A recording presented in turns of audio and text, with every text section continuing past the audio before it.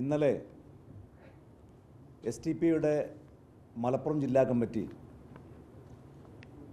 അവരുടെ സെക്രട്ടേറിയറ്റ് ഒരു പ്രസ്താവന ഇറക്കുകയുണ്ടായി. ആ പ്രസ്താവനയിൽ STP പറയുന്നത് മന്ത്രി V. അബ്ദുറഹ്മാൻ വന്ന വഴി മറക്കരുത് എന്നാണ്. താനൂരിൽ നിന്നും V. അബ്ദുറഹ്മാൻ ജയിച്ചത്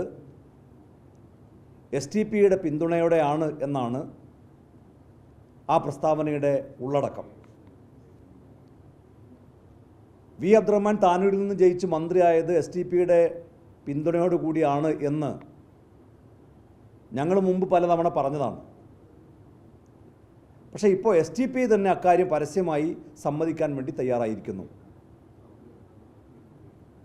ഇതേക്കുറിച്ച് മന്ത്രി V. അബ്ദുറഹ്മാനോട് മാധ്യമപ്രവർത്തകർ ചോദിച്ചപ്പോൾ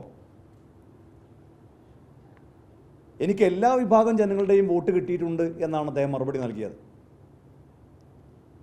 ഈ എല്ലാ വിഭാഗം ജനങ്ങളുടെ വോട്ടിൽ STP പെടില്ലേ എന്ന് വീണ്ടും മാധ്യമപ്രവർത്തകർ ചോദിക്കുമ്പോൾ താനൂരിലെ എല്ലാ വോട്ടർമാരുടെയും പിന്തുണ കിട്ടിയിട്ടുണ്ട് എന്ന് അദ്ദേഹം വീണ്ടും ആവർത്തിച്ചു പറയുന്നു.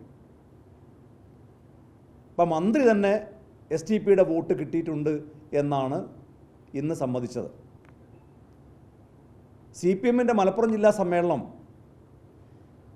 താനൂരിൽ നടന്നുകൊണ്ടിരിക്കുകയാണ്.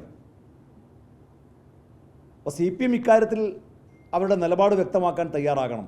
പാർട്ടിയുടെ ജില്ലാ സമ്മേളനത്തിൽ STPയുടെ വോട്ട് വാങ്ങിയ മന്ത്രി V. അബ്ദുറഹ്മാനോടുള്ള നിലപാട് എന്താണ് എന്ന് വ്യക്തമാക്കേണ്ടതുണ്ട്.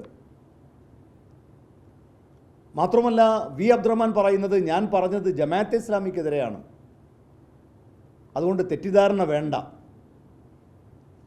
STP നേതാക്കളെ ആശ്വസിപ്പിക്കാൻ വേണ്ടിയിട്ടാണ് അത്തരമൊരു നിലപാട് അബ്ദുറഹ്മാൻ സ്വീകരിച്ചത്.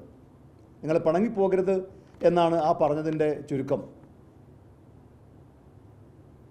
ഇടതുപക്ഷ മന്ത്രിയായിട്ടുള്ള ഒരാളാണ്, ഇടതുപക്ഷ മന്ത്രിസഭയിലെ ഒരു അംഗമാണ് ഇത്തരമൊരു നിലപാട് സ്വീകരിച്ചത് എന്നോർക്കണം. മാത്രമല്ല SFIയും DYFIയും തങ്ങളുടെ നിലപാടെന്താണ് എന്ന് വ്യക്തമാക്കേണ്ടതുണ്ട്. കാരണം കഴിഞ്ഞ നിയമസഭാ തെരഞ്ഞെടുപ്പിൽ ഞാനായിരുന്നല്ലോ അവിടെ സ്ഥാനാർത്ഥി. കഴിഞ്ഞ നിയമസഭാ തെരഞ്ഞെടുപ്പിൽ STPയെയും ഇടതുപക്ഷവും ഡീലുണ്ടാക്കുമ്പോൾ STP പിന്തുണ നൽകിയാൽ പകരമായി ഇടതുപക്ഷ സ്ഥാനാർത്ഥി വാഗ്ദാനം ചെയ്തത് പണമായിരുന്നു. എന്നാൽ STP ആ ഓഫർ നിഷേധിച്ചു. ഞങ്ങൾക്ക് പണമല്ല വേണ്ടത് എന്ന് പറഞ്ഞു. അപ്പോൾ പകരം എന്താണ് വേണ്ടത് എന്ന് ചോദിച്ചപ്പോൾ STP അവരുടെ ഡിമാൻഡായി മുന്നോട്ട് വെച്ചത് മഹാരാജാസിൽ കൊല്ലപ്പെട്ട അഭിമന്യുവിൻ്റെ കൊലയാളികളെ സഹായിക്കണം എന്നായിരുന്നു. 6 വർഷമായിട്ട് ഇന്ന് വരെ അഭിമന്യുവിൻ്റെ കൊലപാതക കേസിൽ വിചാരണ തുടങ്ങിയിട്ടില്ല. ആ വാഗ്ദാനം മന്ത്രി സ്വീകരിച്ചു, അത് കൃത്യമായി നടപ്പിലാക്കുന്നു എന്നതിൻ്റെ തെളിവാണത്. മാത്രമല്ല ഒരു ദുരൂഹ സാഹചര്യത്തിൽ ഈ കൊലപാതക കേസിൽ എറണാകുളം സെഷൻസ് കോടതിയിൽ സമർപ്പിച്ച രേഖകൾ അപ്രത്യക്ഷമാകുന്നു.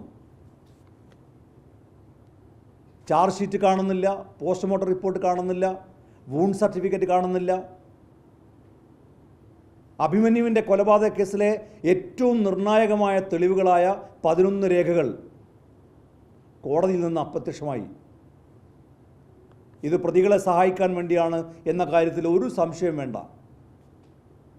കഴിഞ്ഞ നിയമസഭാ തെരഞ്ഞെടുപ്പിൽ STPയുടെ പിന്തുണ കിട്ടിയതിനുള്ള പ്രത്യുപകാരം അവർക്ക് ലഭിച്ചുകൊണ്ടിരിക്കുന്നു. ഇതുവരെ ഈ രേഖ ആരാണ് കൊണ്ടുപോയത് എന്നതിനെ സംബന്ധിച്ച് ഒരു അന്വേഷണം നടന്നിട്ടില്ല. അവസാനം ഹൈക്കോടതി ഇടപെട്ട് ആ രേഖകൾ പുനഃസൃഷ്ടിക്കാൻ വേണ്ടി ആവശ്യപ്പെട്ടു. ഞാൻ ചോദിക്കട്ടെ, കോടതിയിൽ തെളിവുകളാണല്ലോ പ്രധാനം. ഒറിജിനൽ രേഖകൾ തന്നെ കോടതിയിൽ സമർപ്പിച്ചാൽ പല കേസുകളിലും പ്രതികൾ രക്ഷപ്പെടുന്ന കാര്യം നമുക്കെല്ലാവർക്കും അറിയാം.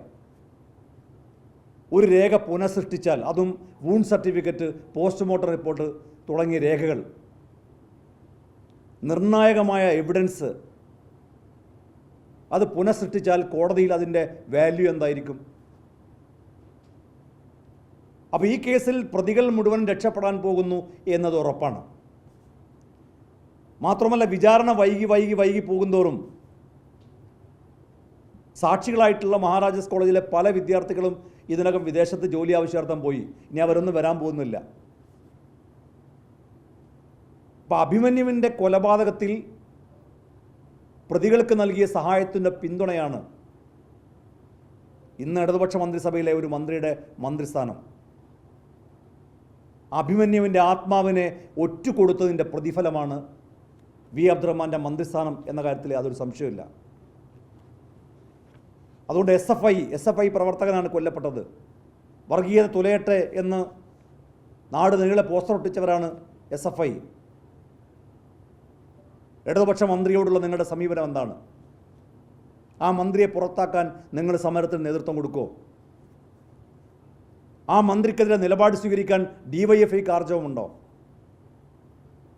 സ്വന്തം പ്രവർത്തകനെ കൊന്ന് ആ കൊലയാളിക്ക് എല്ലാ ഒത്താശയും ചെയ്യുന്ന ഈ CPMൻ്റെ നേതൃത്വത്തിൻ്റെ അറിവോടുകൂടി നടക്കുന്ന ഈ ഡീലിനെ തള്ളിപ്പറയാൻ DYFIയും SFIയും തയ്യാറുണ്ടോ എന്നാണ് യൂത്ത് ലീഗിന് ചോദിക്കാനുള്ളത്.